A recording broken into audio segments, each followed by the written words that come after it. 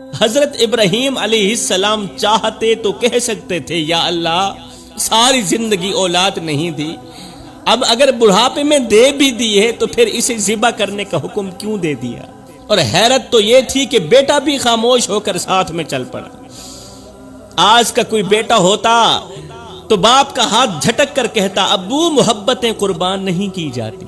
آج کا نوجوان ہوتا تو کہہ دیتا محبتیں قربان نہیں کی جاتی، محبتیں بچائی جاتی ہیں۔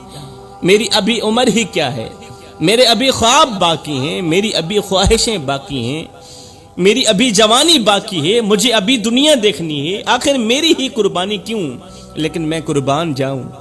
اسماعیل علیہ السلام خاموشی سے اپنے باپ کے ساتھ چل رہے ہیں، چہرے پر مسکراہٹ ہے، باپ سے میٹھی میٹھی خوشیوں والی باتیں بھی ہو رہی ہیں۔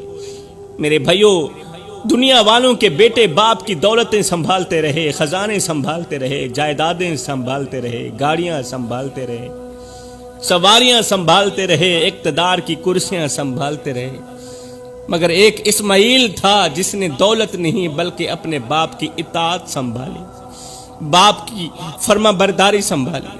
دنیا کے بیٹے اپنے باپ سے کہتے ہیں ہمارے لیے کیا چھوڑ کر جاؤ گے، مگر اسماعیل نے اتنا بھی نہیں کہا کہ میرے بعد کس کو بیٹا کہہ کر پکارو گے۔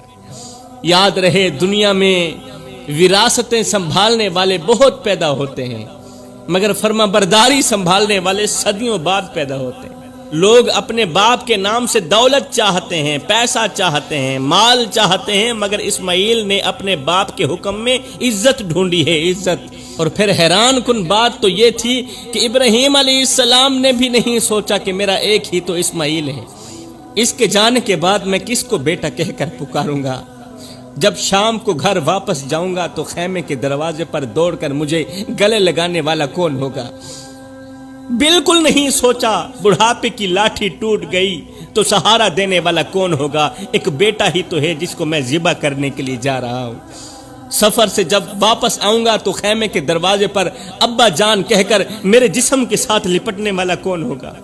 ہر باپ کی خواہش ہوتی ہے کہ اس کی قبر پر رونے والا اس کا اپنا بیٹا ہو، ہر باپ کی خواہش ہوتی ہے کہ اس کا جنازہ اٹھانے والا اس کا بیٹا ہو، اس کا جنازہ پڑھانے والا بھی اس کا بیٹا ہو، مگر جناب ابراہیم علیہ السلام نے یہ بھی نہیں سوچا کہ میری قبر پر آنسو بہانے والا کون ہوگا، بالکل بھی نہیں سوچا۔ وہ کیوں؟ اس لیے کہ جب بندہ اللہ کے حکم کے سامنے کھڑا ہو جاتا ہے نا، پھر اس کے دل سے دنیا کے تمام سہارے نکل جاتے ہیں۔